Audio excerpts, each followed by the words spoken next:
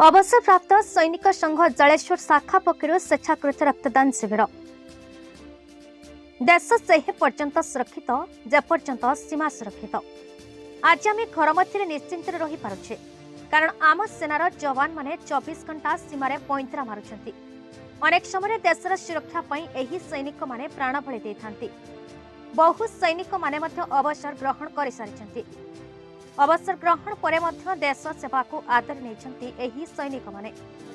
तेणु अवसर प्राप्त सैनिक संघ जलेश्वर शाखा पक्षर आज एक स्वेच्छाकृत रक्तदान शिविर जलेश्वर म्युनिसिपालिटी स्थित नंदिका स्नेहा मार्बल परिसर में अनुष्ठित हो जाइछे। भारतीय पूर्वतन सैनिक तथा बालेश्वर संघर सभापति आनंद चंद्र बराल उद्घाटन करते। जिला रक्तदाता संघर सभापति कमल चक्रवर्ती, सांगठनिक संपादक मनोरंजन दास, अवसर प्राप्त सैनिक संघ जलेश्वर शाखार सभापति तारापत महांती, जलेश्वर शाखार उपसभापति रवीन्द्रनाथ दत्त, सह संपादक कान्हचरण साहू, बालेश्वर रक्त केन्द्र डाक्टर सतीश चंद्र जेना, बसंत जेना, ज्योत्ना स्वाई, संतोष जेना, क्षीरोद बेहेरा, सौभिक जेना, आकाश महांती, रूपाली महांती प्रमुख जगती रक्तदाता उत्साहित करते। शिविर 42 यूनिट रक्त संग्रहित होता।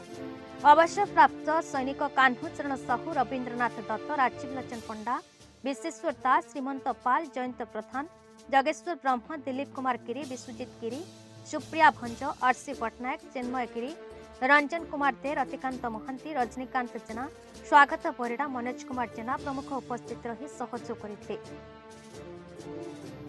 जलेश्वर मनोज कुमार भयंकर रिपोर्ट बीई न्यूज ओडिशा।